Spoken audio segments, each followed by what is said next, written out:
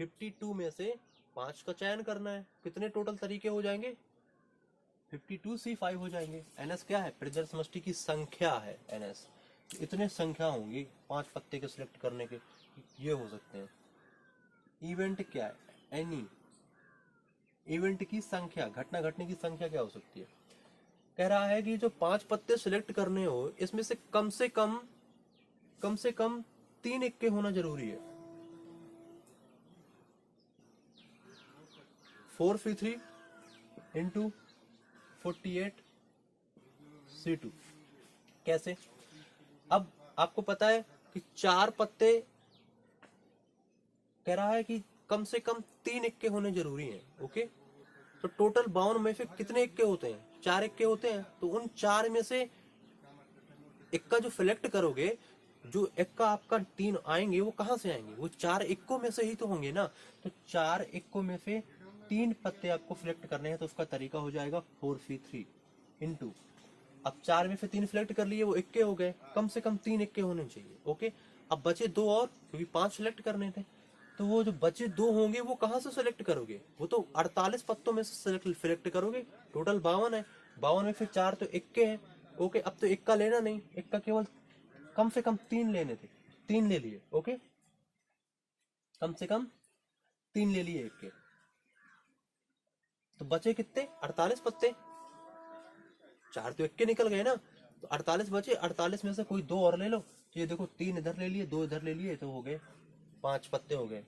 Plus कह रहा था कम से कम 3 इक्का, ज्यादा से ज्यादा 4 इक्का भी हो सकते हैं। तो 4C4, 4 इक्कों में से 4 इक्के सिलेक्ट करने का ये तरीका, इंटू बचे कितने? 48। 48 में से कोई एक पत्ता और सिलेक्ट कर लो, क्योंकि 4 ये पहले ले लिए तुमने, एक और ये ले लो, तो 4 1 5 हो जाएंगे। अपॉन ये तो एनी हो गया, एनी हो गया।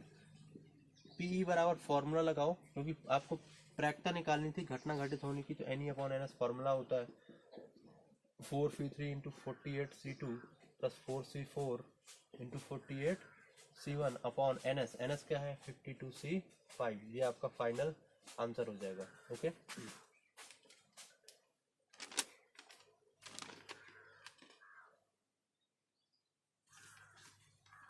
इसके बाद हम लोग नेक्स्ट वीडियो पे मिलते हैं। ओके,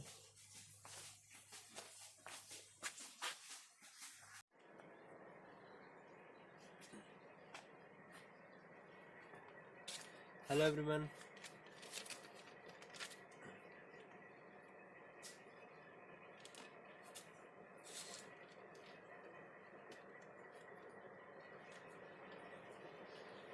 एक हमारे पास एक एग्जाम्पल है। कह रहा है प्रोबेबिलिटी दिया हुआ है, किस बात की प्रायिकता दिया हुआ है? ये स्टूडेंट है, उसके पास होने की। ओके, एक स्टूडेंट के पास होने की प्रायिकता दी हुई है, कितनी है? 2/5 है। कह रहा है स्टूडेंट के पास ना होने की प्रायिकता बताओ। स्टूडेंट के पास ना होने की प्रायिकता बताओ, यानी कि a student does not pass, ये कभी भी पास ना हो, इस बात की क्या प्रायिकता होगी? तो आप कैसे निकालोगे? एक में घटा दो, किसकी? स्टूडेंट की पास होने की। स्टूडेंट पास क्या चीज है, आप समझिए दोबारा से। एक स्टूडेंट है, ओके, उसके कोई एग्जाम है, उसमें एक स्टूडेंट बैठता है, पेपर देता है। कह रहा है स्टूडेंट के पास होने की प्रायिकता 2/5 है। कह रहा है स्टूडेंट के पास ना होने की प्रायिकता क्या होगी? मैंने बताया था, अगर घटना घटित होने की प्रायिकता दी हो और घटना ना घटित होने की प्रायिकता निकालनी हो, तो उसको आप एक में घटा दो। ओके, ऐसे बताया था ना। तो इसमें क्या है? घटना घटित होने की प्रायिकता 2/5 है, और घटना ना घटित होने की, घटना क्या है? स्टूडेंट का पास होना, और घटना ना घटना क्या है? स्टूडेंट ना पास हो। तो कैसे निकालोगे? एक में घटा दोगे, बराबर 1 माइनस पास होने की कितनी है? 2/5। कितना आंसर आएगा? बटे में 1 मानो, 5 का एलसीएम लो, तो कितना आएगा? 5 - 2 इक्वल टू आएगा 3/5। ये आ गया। स्टूडेंट के पास ना होने की प्रायिकता कितनी हो जाएगी? 3/5। नोट करो।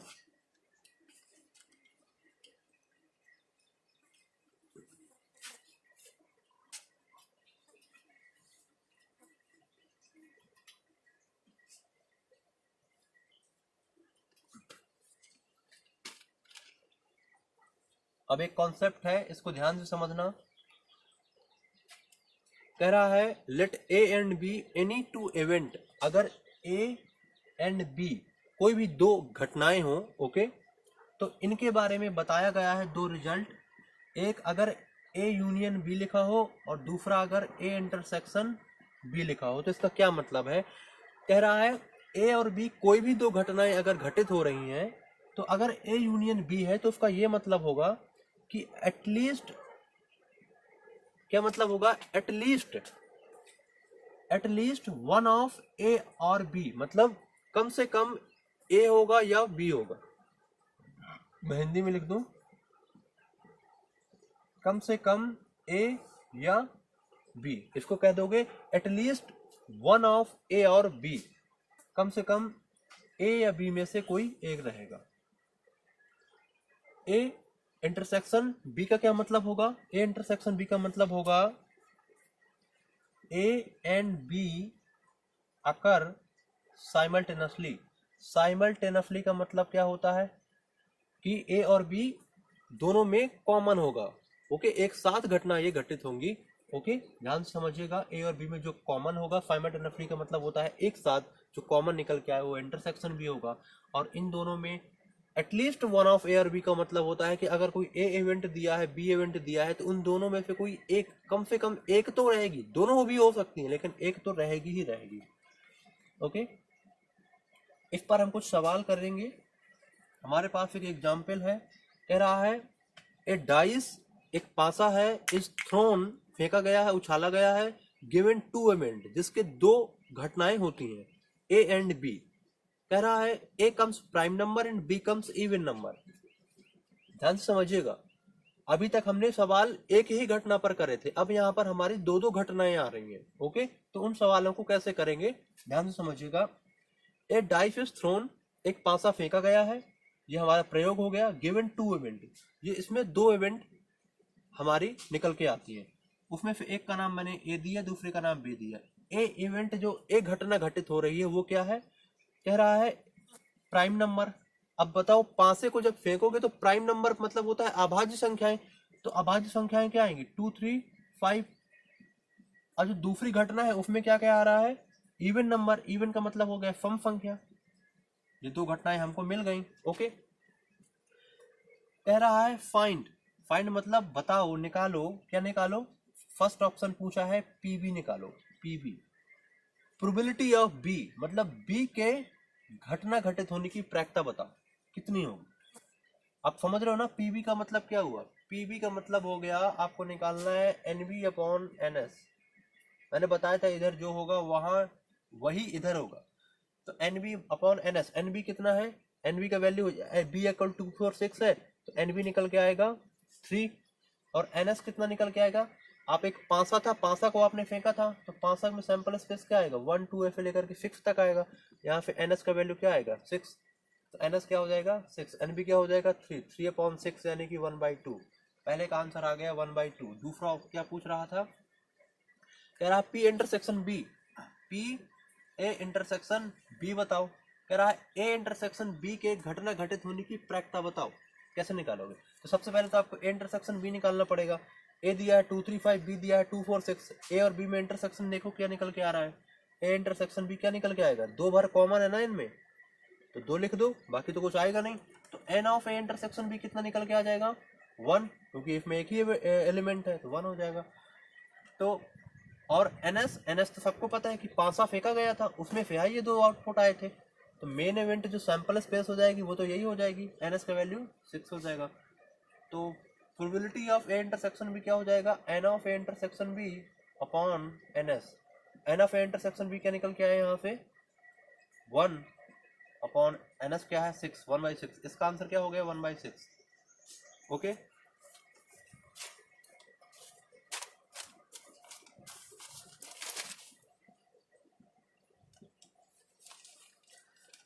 P A bar intersection B.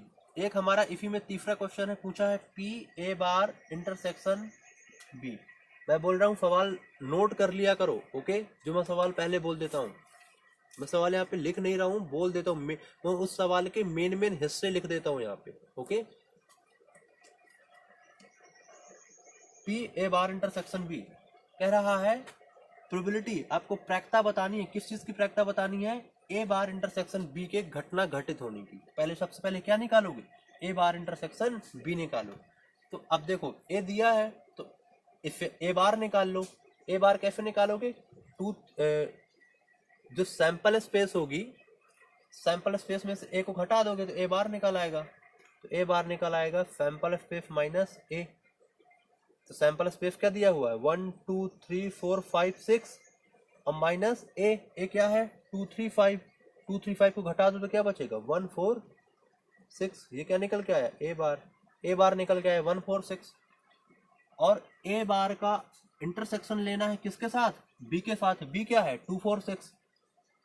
ए बार ये दिया है 2 4 6, बी ये दिया है। इसका और इसका इंटरसेक्शन ले लो, मतलब दोनों में जो कॉमन हो।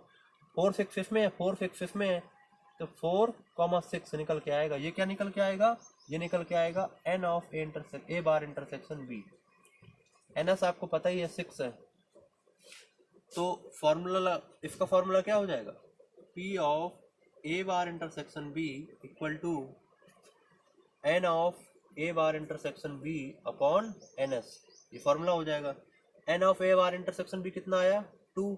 एन एस कितना है? 6। 2/6 कितना आ जाएगा? 1/3 आंसर हो जाएगा। इसका आंसर क्या आया?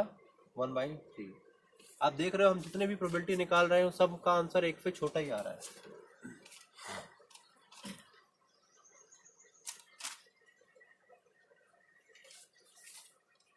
ओके, अब हम लोग एक रूल और पढ़ लेते हैं, बड़ा इंपॉर्टेंट है। कह रहा है if A and B are independent event then, if A and B are independent events then, मतलब ये कि यदि ए और बी कोई स्वतंत्र घटनाएं हो। इंडिपेंडेंट का मतलब कोई स्वतंत्र घटना हो। अगर आपके पास कोई दो ऐसी घटना दी है ए और बी कि वो दोनों कैसी हैं? स्वतंत्र हैं। स्वतंत्र का मतलब है कि वो आपस एक दूसरे से क्या है? कनेक्टेड नहीं है। जैसे मेरे पास एक कॉइन है, एक मेरे पास डाइस है, पासा है। कॉइन में क्या गिरता है इससे पासे का कोई संबंध नहीं है, और पासे में क्या गिरता है इसका कॉइन से कोई संबंध नहीं है। तो ए और बी ये दोनों क्या हो गई? इंडिपेंडेंट इवेंट हो गई, यानी कि स्वतंत्र घटना हो गई। एक दूसरे से क्या है? स्वतंत्र है वो। अगर इस तरीके की घटनाएं दी हो, कह रहा है A and B are independent event, अगर स्वतंत्र घटनाएं हो ए और बी, तब इनमें एक संबंध होता है। वो संबंध क्या है? अगर P of A intersection B लिखा है तो आप इसको लिख सकते हो अलग अलग करके, P of A into P of B. ये एक रिलेशन होता है, ये हमेशा याद रखना। ये रिलेशन तभी कामगार होगा जब ए और बी क्या हो? स्वतंत्र घटनाएं हो। ये हो गया। ओके, और इसका एक्सटेंशन भी है। अगर मतलब इसमें तो 2 इवेंट के लिए मैंने बताया, अगर 3 इवेंट है तब इसका एक्सटेंशन हो जाएगा। एक्सटेंशन मतलब ये और बढ़ जाएगा। अगर लिखा है P of A intersection B intersection C, तो ये इसका हो जाएगा PA into PB into PC। ये भी एक रूल है। ये 2 घटनाओं के लिए है और ये 3 घटनाओं के लिए। अगर 4 हो जाए, 5 हो जाए, इस तरीके से एक्सटेंशन बढ़ता जाएगा।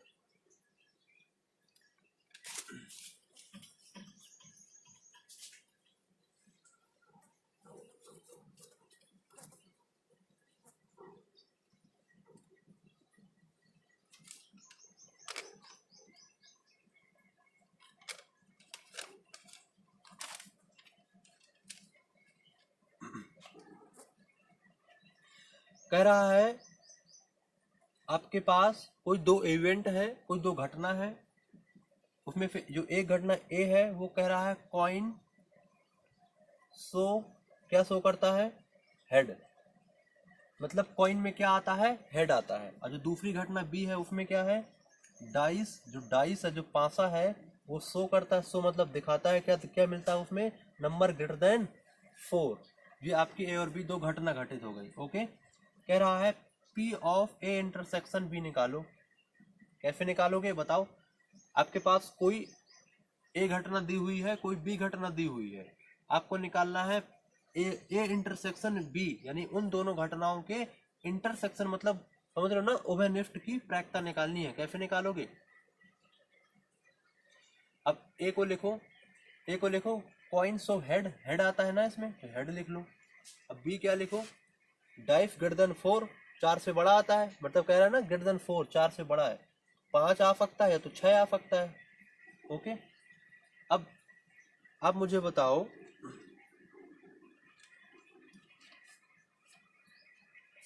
अब मुझे ध्यान से बताना, अगर मैं प्रोबेबिलिटी ऑफ ए निकालूं तो क्या निकल के आएगा? N A upon N S निकल के आएगा। और एन ए क्या हो जाएगा? एन ए अगर एच है तो एन ए हो जाएगा 1 और एन एस क्या हो जाएगा? 2, 1/2। क्यों? क्योंकि जो सैंपल स्पेस आ रहा है एन एस किसका है? कॉइन का। क्योंकि ए का हमने प्रोबेबिलिटी निकाला है तो हम यहाँ पे कॉइन का सैंपल स्पेस लिखेंगे। और अगर पी बी निकालेंगे तो निकल के आएगा, क्योंकि ये डाइस है तो इधर 5 और 6 2 आ रहे हैं, तो एन ई का मान यानी कि एन बी आ जाएगा, n B upon N S. तो एन बी का वैल्यू 2 है, 2 हो जाएगा अपॉन, क्योंकि डाइस है तो एन एस 6 हो जाएगा, 2/6 यानी कि 1/3। पी ए पता चल गया 1/2, पी बी पता चल गया 1/3। ये हमने निकाल लिया। ओके, हमको निकालना क्या था? हमको निकालना था ये। अब आपको पता है कि हेड में क्या आएगा और पासे में क्या आएगा, इन दोनों का आपस में कोई लेना देना तो है नहीं, इसलिए ये दोनों क्या हो जाएंगी? स्वतंत्र घटनाएं हो जाएंगी। तो हम फॉर्मूला लगा देंगे P of A intersection B equal to P A into P B.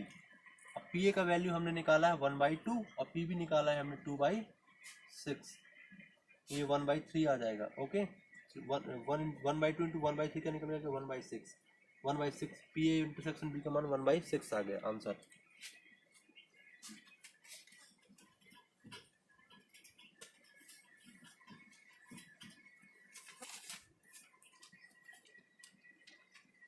एक क्वेश्चन और है, कह रहा है ए डाइस इज थ्रोन 3 टाइम्स, एक पासा है उसको 3 बार फेंका गया है, फाइंड प्रोबेबिलिटी, इस बात की प्रायिकता बताओ दैट रिजल्ट नेवर एक्सीड 4, कि रिजल्ट कभी भी 4 से आगे ना आए। तो आपके पास कोई तीन बार फेंका गया है ना पासे को, तो मान लो कि कोई 3 इवेंट बनेंगे, तो 3 घटनाएं बनेंगी ए बी सी। कह रहा है जब फर्स्ट टाइम आप उसको फेंकते हो तो हमेशा 4 होता है, 4 से छोटा होता है। कह रहा है एक डाइस को 3 बार फेंका गया है और वो कभी भी, उनका जो योगफल है वो कभी भी 4 ना आए, फॉर योगफल नहीं, मतलब जो रिजल्ट आता है वो कभी भी 4 या 4 से बड़ा ना हो, इस बात की प्रायिकता बताओ। तो यानी कि जो फर्स्ट टाइम फेंकोगे तो 1 2 3 आना चाहिए, या 4 भी आ सकता है, 5 और 6 तो कभी आ ही नहीं सकता, क्योंकि कह रहा है कि कभी भी 4 से ज्यादा नहीं आना चाहिए। तो मैंने लिख दिया less than equal to 4 B. Second time जब आप फेंकोगे तो जो घटना घटेगी उसमें भी लेस देन 4 चाहिए। थर्ड टाइम जब आप फेंकोगे, थर्ड टाइम, तीसरी बार, टाइम का मतलब बार, तीसरी बार आप जब फेंकोगे तब भी क्या होना चाहिए? 4 से छोटा होना चाहिए या 4 के बराबर हो सकता है। A B C independent event, A B C are independent मतलब स्वतंत्र घटनाएं हैं। अब स्वतंत्र क्यों है तो आप पूछो स्वतंत्र क्यों है? क्योंकि जब आप फर्स्ट टाइम फेंक रहे हो, फर्स्ट टाइम जब आप पासे को उछालोगे तो उस पर क्या गिरता है इस बात का कोई लेना देना नहीं है कि सेकंड टाइम जब आप फेंकोगे उसमें क्या गिरता है और थर्ड टाइम आप जब फेंकोगे उसमें क्या गिरता है। ये तीनों घटनाएं आपस में स्वतंत्र हैं। पहले में भी कुछ गिर सकता है, दूसरे में कुछ गिर सकता है, तीसरे में भी कुछ भी गिर सकता है। दूसरे में 6 गिरे, इसका पहले वाले से या तीसरे वाले से कोई रिलेशन नहीं है, किसी में भी कुछ भी घटना घटित हो सकती है, इसलिए ये क्या है? स्वतंत्र घटनाएं हैं। इसलिए मैंने लिख दिया A B C are independent event. अगर A B C independent event है तब कह रहा है रिजल्ट, कह रहा है इस बात की प्रायिकता बताओ कि कभी भी रिजल्ट 4 से ज्यादा नहीं आना चाहिए, 4 से ज्यादा नहीं आना चाहिए, 4 आ सकता है या 4 से कम आएगा। तो इसका क्या मतलब है कि ए बी सी इन तीनों को क्या निकालना है? इंटरसेक्शन, क्योंकि ये तीनों में ही कह रहा था कि 4 से ज्यादा नहीं हो सकता।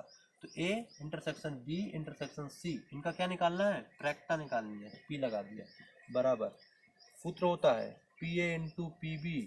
ये क्वेश्चन थोड़ी सा स्पेशल क्वेश्चन है, याद रखना आप। ओके, यहाँ से इतना प्रोबेबिलिटी पढ़ लोगे फिर कहीं से कुछ पढ़ने की जरूरत नहीं है, कुछ भी। P A into P B into P C, आपको सवाल चाहो तो लगा सकते हो किताब के। हालांकि जरूरत नहीं है, एग्जाम में आप इसी से नंबर बहुत सारे के सारे क्वेश्चन बनेंगे जो भी एग्जाम में आपका क्वेश्चन आएगा। P into P B into P C, तो पी ए क्या निकल के आएगा अब मुझे बताओ।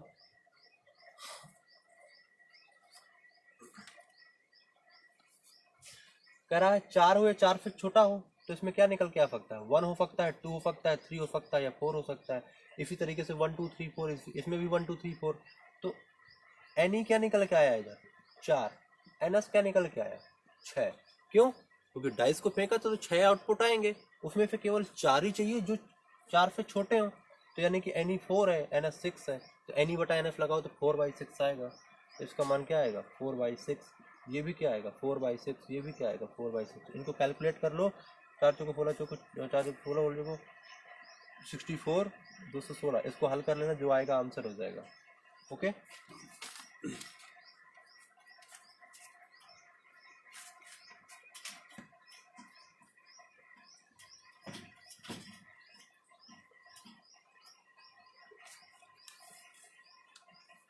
कह रहा है dice is thrown given 2 events A and B.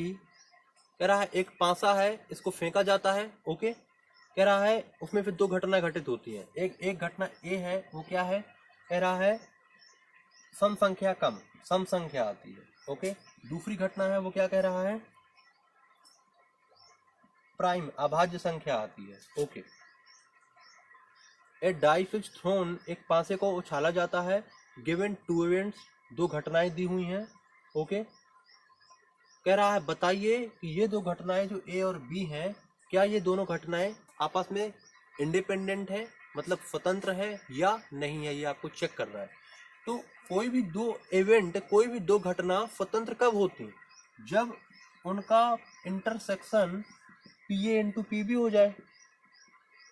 अगर ये लेफ्ट हैंड साइड और राइट हैंड साइड के बराबर है तो कह देंगे कि वो दोनों घटनाएं ए और ए एंड बी क्या है, इंडिपेंडेंट है, स्वतंत्र है। और अगर ये लेफ्ट हैंड राइट हैंड के इक्वल नहीं आता तो कह देंगे वो दोनों इंडिपेंडेंट नहीं है। तो चेक कर लो, ए इंटरसेक्शन बी निकालो, ए इंटरसेक्शन बी, ए दिया है बी दिया है, तो ए इंटरसेक्शन बी क्या निकल के आएगा 2 निकल के आएगा।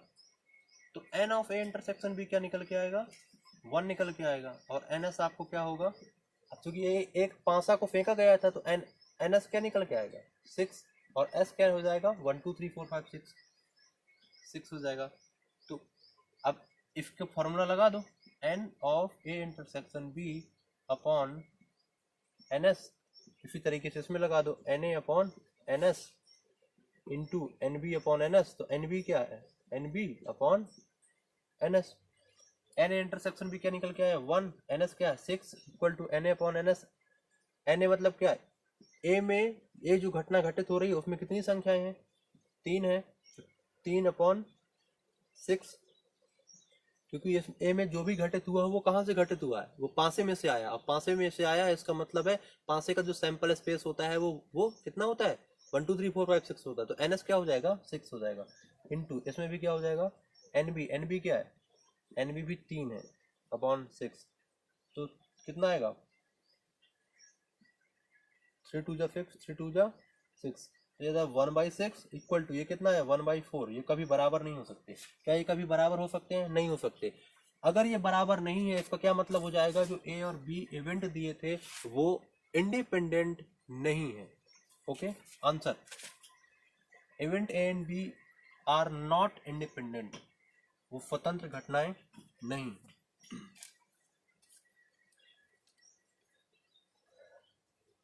एक कॉन्सेप्ट है उसको भी थोड़ी सा देख लो। अगर A and B are independent, मतलब अगर ए और बी स्वतंत्र घटनाएं हैं, तब ए बार एंड बी बार भी स्वतंत्र घटनाएं होंगी, ये बात याद रखना। और ए एंड यानी समझ रहे हो ना, अगर ए और बी स्वतंत्र घटनाएं हैं तो ए बार बी बार भी क्या होंगी, स्वतंत्र घटनाएं होंगी। ए बार का मतलब ए की घटना ना घटित होने की और बी की घटना ना घटित होने की जो घटनाएं होंगी ये भी क्या होंगी, स्वतंत्र घटनाएं होंगी। इससे एक रिजल्ट निकल के आता है कि A bar intersection B P A bar into P B bar मतलब अगर ए बार ए की जगह ए बार और बी की जगह बी बार लिख दिया जाए तो इंटरसेक्शन के केस में क्या ये रूल फॉलो होता है? बिल्कुल होता है।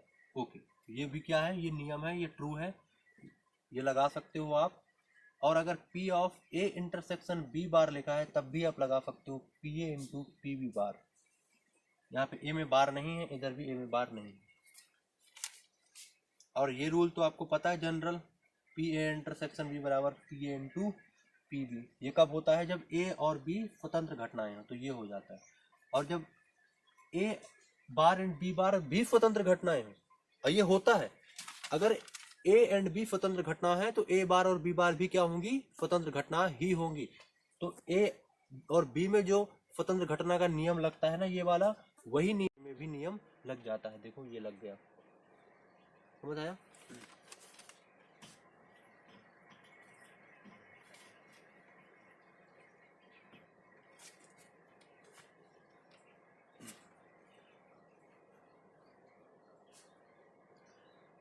कह रहा है, क्वेश्चन है ए एंड बी इंडिपेंडेंट दिया हुआ है पहले से कि ए और बी स्वतंत्र घटना है। कह रहा है अगर पी ए का वैल्यू 0.3 है, पी बी का वैल्यू 0.6 है।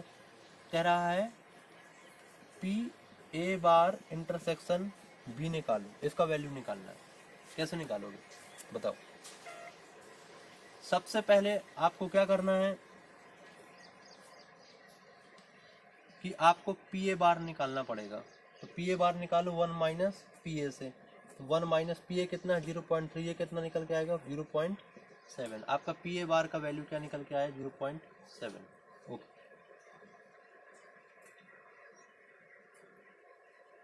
अब आपको पता है P A bar intersection B निकालना था। अब आपको पता है ए और बी स्वतंत्र घटना होती है, इसमें दिया हुआ है ए और बी स्वतंत्र घटना है। तब आपको पता है ए बार और बी बार भी स्वतंत्र घटना होंगी, जिसका मतलब है इसमें भी ये नियम लग सकता है। कौन सा नियम? जब हमने लगाया था ना पी इंटरसेक्शन बी बराबर P A into P B, तो यहाँ पे लग जाएगा। चूंकि यहाँ पे ए बार है तो यहाँ पे ए बार लगा दो, तो P A bar into P B. P A bar का वैल्यू क्या है? 0.7 है, लिख दो, इंटू पी बी कितना है? पी बी 0.6 है। 42 0.42 इसका आंसर हो जाएगा। इसका क्या आंसर होगा? 0.42।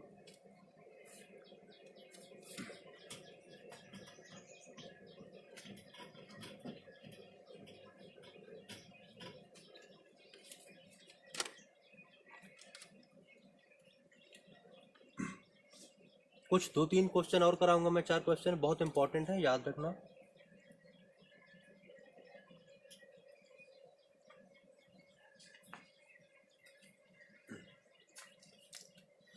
कह रहा है the probability Ram passes in exam is 1/3। Ram के परीक्षा में पास होने की जो प्रायिकता दी हुई है वो 1/3 है। प्रोबेबिलिटी ऑफ राम पास, राम के पास होने की जो प्रायिकता है वो कितनी दी हुई है? 1/3 है। श्याम के पास होने की जो प्रायिकता दी हुई है, प्रोबेबिलिटी दिया हुआ है श्याम की, श्याम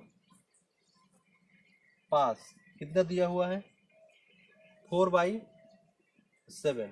ओके, कह रहा है if both appear in the exam, यदि दोनों के दोनों परीक्षा को देते हैं, फाइंड प्रोबेबिलिटी, तब आपको प्रायिकता बतानी है। क्या प्रायिकता बतानी है?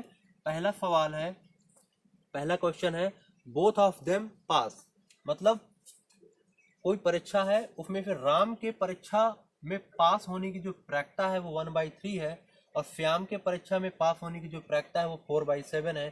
तब ये आपको बताना है कि दोनों ही एग्जाम में पास हो जाए, इस बात की क्या प्रायिकता है। मतलब प्रोबेबिलिटी P बताना है, बोथ पास, बोथ का मतलब होता है दोनों, दोनों पास हो जाएं, इस बात की क्या प्रायिकता है। अब बताओ इस बात की क्या प्रायिकता होगी? दोनों ही पास हो जाए, तो 1/3 हो जाएगी इंटू 4/7 हो जाएगी। आपको दोनों चाहिए ना कि दोनों पास हो जाए, तो राम भी पास हो जाए और ये हो जाए। अब ये चीज समझ रहे हो ना कहाँ से निकल के? नहीं समझ आया? 1/3 इंटू 4/7 मैं आपको एक्सप्लेन कर दूं। इसको आप चाहो तो लिख सकते हो probability of Ram intersection Shyam, Ram भी पास हो जाए श्याम भी पास हो जाए, तभी तो दोनों पास होंगे, समझ रहे हो ना, तो इंटरसेक्शन लेना है। अब राम पास हो जाए इस बात से श्याम का कोई लेना देना नहीं है, अब श्याम पास हो जाए इस बात से राम का कोई लेना देना नहीं है, तो ये दोनों आर और एफ क्या हो जाएंगी, स्वतंत्र घटना हो जाएंगी। तो यहाँ पे लगा देंगे probability of Ram into probability of Shyam. Probability of Ram कितना दिया हुआ है 1/3 इंटू प्रोबेबिलिटी ऑफ श्याम क्या दिया हुआ है 4/7, तो 4/21 आपका आंसर हो जाएगा। मैंने यहाँ पे डायरेक्टली कर दिया था, आप ऐसे भी कर लो चाहो और चाहे ऐसे ही कर लो। ओके,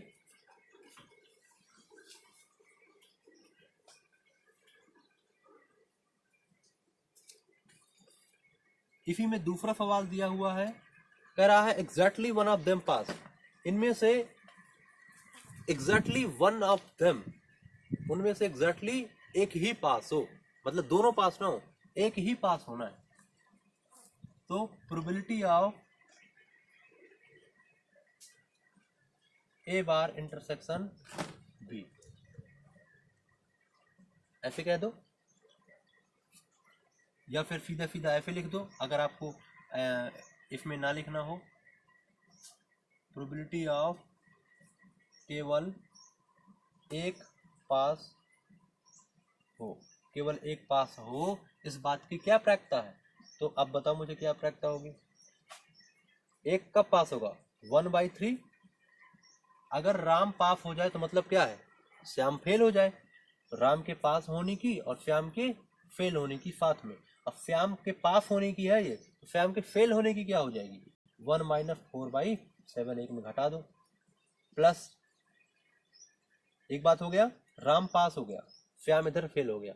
या फिर ऐसा हो सकता है कि श्याम पास हो जाए, श्याम के पास होने की और राम फेल हो जाए, राम के फेल होने की क्या आएगी, राम के फेल होने की प्रायिकता कैसे निकलेगी, एक में से राम के पास होने की घटा दो, 1 - 1/3, इसको कैलकुलेट कर लो जो आएगा आंसर।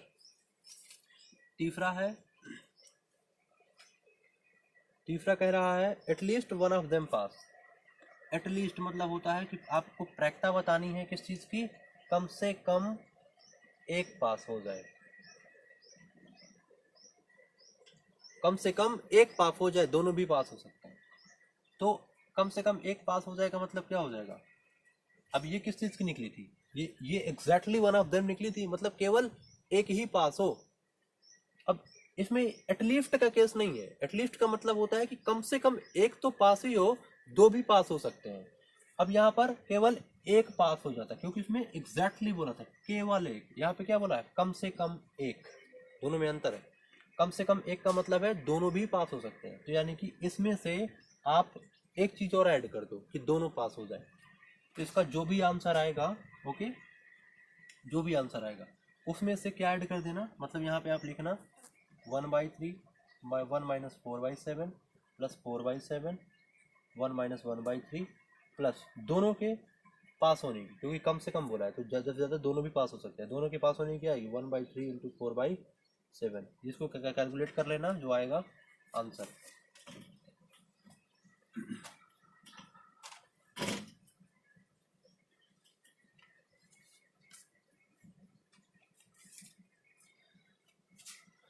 एक क्वेश्चन और है, 3 शूटर्स ABC, कोई 3 शूटर्स हैं, शूटर्स मतलब जानते हो ना जो गोली मारने वाले होते हैं।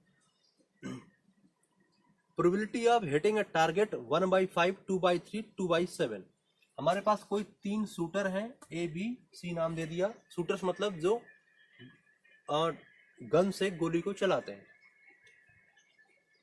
कह रहा है हिटिंग अ टारगेट, कोई एक टारगेट है उस पर हिट करना है, उनको गोली चलानी है। तो कह रहा है ए प्रोबेबिलिटी ऑफ ए, जो शूटर ए है उस बात की प्रायिकता दी है, ए के प्रायिकता दी है कि वो अगर वो टारगेट को हिट कर देता है तो इस बात की प्रायिकता दिया हुआ है 1/5 है, और इस बात की प्रायिकता दिया हुआ है कि बी टारगेट को हिट कर दे 2/3 है, और सी टारगेट को हिट कर दे इस बात की प्रायिकता दिया हुआ है 2/7। ओके, कह रहा है if all 3 shoot at target, यदि तीनों एक एक करके टारगेट पर गोली चलाते हैं, find probability that exactly 2 bullets are found on target। कह रहा है कि हमारे पास 3 शूटर्स हैं, वो किसी टारगेट पर गोली चला रहे हैं। ओके, एक टारगेट को भेद देता है, इस बात की प्रायिकता 1/5 है। बी टारगेट पर गोली चला देता है 2/3 है। सी टारगेट पर गोली चला देता है 2/7 है। कहता है यदि तीनों एक एक करके गोली चलाएं, find probability that exactly 2 bullet are found on target. इस बात की प्रायिकता बताओ कि टारगेट पर केवल 2 ही बुलेट पाई जाएं। Found on target exactly 2 bullets, bullets का मतलब समझते हो ना, गोली। अब बताओ इस बात की प्रायिकता निकालनी है कि टारगेट पर केवल 2 ही गोली पाई जाती हैं। अगर 2 ही गोली पाई जाती हैं, मारते तो 3 लोग हैं, लेकिन गोली 2 पाई जाती है, इसका मतलब है कि तीसरे ने टारगेट अपना मिस कर दिया। राइट, टारगेट सही निशाना 2 लोग ही लगा पाए हैं, तभी वहां पे 2 गोलियां पाई गई हैं। अगर 3 लोग लगा लेते तो 3 गोलियां होती, लेकिन हमें इस बात की प्रायिकता नहीं निकालनी। हमें इस बात की प्रायिकता निकालनी है कि टारगेट पर केवल 2 गोलियां ही पाई गई हैं। तो अब बात बताना, अगर टारगेट पर केवल 2 गोलियां पाई गई हैं तो प्रायिकता कैसे निकलेगी? या तो ए ने गोली मारी तो इसका मतलब क्या हो जाएगा कि probability of A into probability of B, और प्रोबेबिलिटी ऑफ सी बार, मतलब ए ने गोली चलाई, बी ने गोली चलाई, लेकिन सी ने चलाई तो, लेकिन सी की घटना ना घटने की प्रायिकता लेंगे क्योंकि वहां पर गोली नहीं पाई गई। प्लस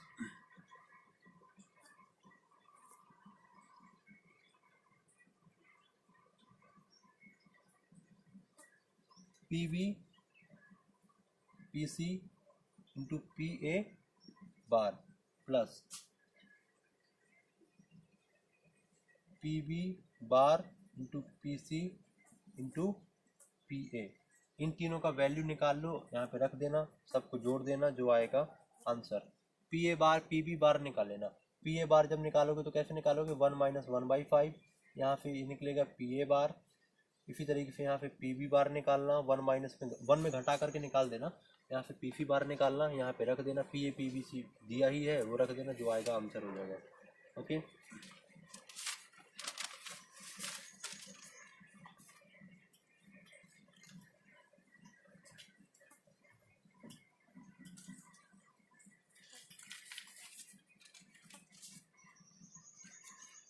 अब पिछले सवाल में जब हमने ऐसे किया था P A P B into P C bar, ऐसा क्यों किया था? इसका ये मतलब है कि ए तो गोली चलाता है, बी भी गोली चलाता है, और गोली सही निशाने पर जाकर लगती है, लेकिन सी पे हमने बार क्यों लगाया? हमने इसलिए लगाया कि वहां पर गोली नहीं पहुंचती है, वो सी टारगेट मिस कर चुका है, क्योंकि उसने कहा था कम से कम नहीं, exactly 2 bullets are found on target. Target पर केवल 2 बुलेट पाई जाती हैं। तो या तो ए बी गोली चलाएगा, ए बी, या तो बी सी गोली चलाएगा, या तो सी ए गोली चलाएगा। राइट, अगर ए बी चलाएगा तो सी नहीं चलाएगा, बी सी चलाएगा तो ए नहीं चलाएगा, मतलब चलाएगा लेकिन मिस कर देगा, वहां पे गोली नहीं पहुंचेगी टारगेट पर। अब सी ए चलाएगा तो बी मिस कर देगा, इसलिए हमने इस तरीके से तीनों को लिख करके कॉम्बिनेशन बनाया था।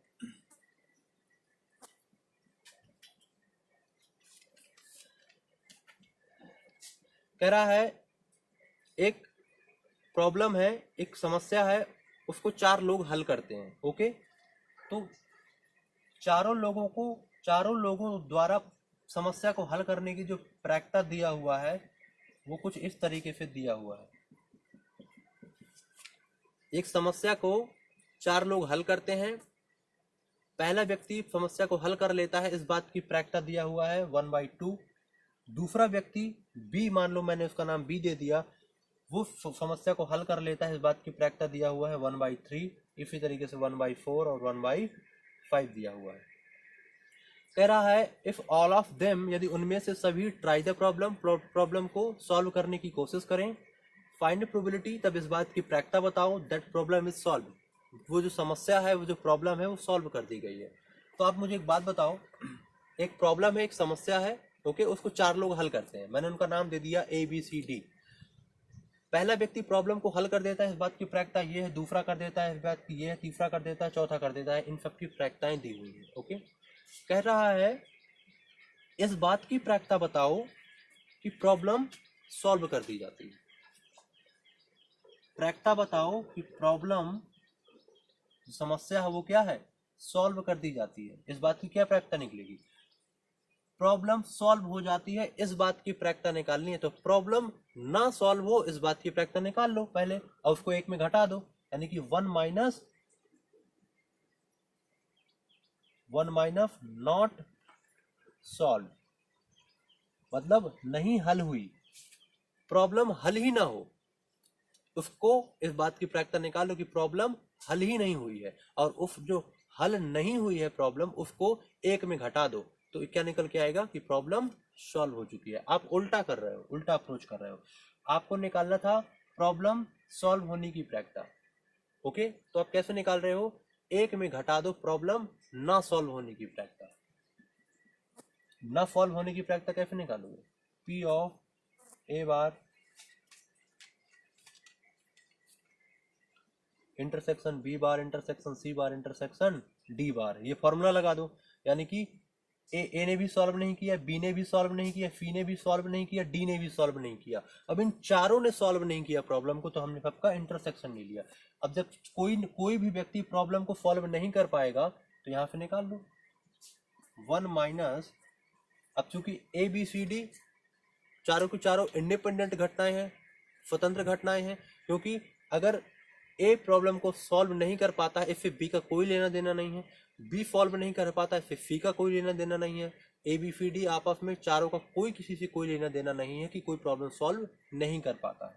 तो हम लोग क्या लगाएंगे, अगर कोई भी चार घटनाएं स्वतंत्र हैं तो आप ये वाला फॉर्मूला लगा दोगे, P B bar P C bar into P D bar P A bar. अब आपको पी ए दिया है, यहाँ से पी ए बार निकाल लो, पी बी दिया है पी बी बार निकाल लो, पी सी दिया है पी सी बार निकाल लो। कैसे निकालोगे, एक में घटा करके निकाल लो। तो यहाँ से आपको ये चारों आ जाएंगे, इनको रख देना, एक में घटा देना, जो भी आए फाइनल कर लेना, जो आएगा वो आंसर हो जाएगा। जो आंसर आएगा वो क्या होगा, तो प्रॉब्लम सॉल्व हो गई।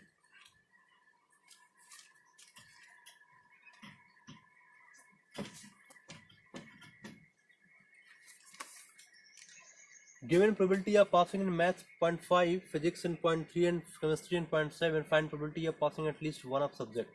कह रहा है कि फिजिक्स, इसको मैं स्मॉल पी मान लेता हूँ, फिजिक्स को, फिजिक्स में पास होने की प्रायिकता दिया हुआ है, कितना दिया हुआ है, मैं ऐसे लिख देता हूँ, प्रोबेबिलिटी ऑफ फिजिक्स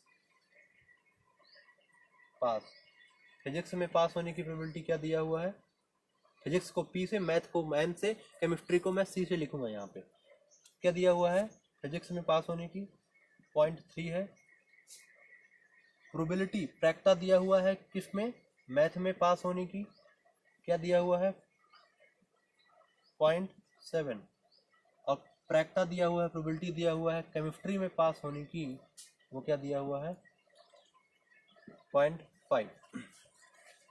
कह रहा है फिजिक्स में पास होने की प्रायिकता इतनी है, मैथ में पास होने की इतनी है, और केमिस्ट्री में पास होने की प्रायिकता इतनी दिया हुआ है। ओके, कह रहा है find probability of passing at least one of subject, कम से कम एक सब्जेक्ट में पास होने की क्या प्रायिकता है। आपको क्या निकालना है, प्रायिकता निकालना है एटलीस्ट वन ऑफ सब्जेक्ट पास, मतलब कम से कम एक सब्जेक्ट में, कम से कम एटलीस्ट मतलब कम से कम वन ऑफ मतलब एक सब्जेक्ट में पास होने की जो प्रायिकता है वो आपको निकालना है। कैसे निकालोगे, कम से कम एक सब्जेक्ट में पास होने की प्रायिकता निकालनी है। इसका ये मतलब हो जाएगा कि इसमें पास हो जाओ, इन दोनों में फेल हो जाओ, इसमें पास हो जाओ, इसमें फेल हो जाओ, इसमें पास हो जाओ, इसमें फेल हो जाओ। इतने केस बनेंगे, और एक तीसरा केस और बनेगा। उसने कहा है एटलीस्ट वन ऑफ सब्जेक्ट, कम से कम एक सब्जेक्ट में बस पास होना है, एक में कम से कम। आप दोनों में भी पास हो सकते हो, are you getting my point, आप दोनों में भी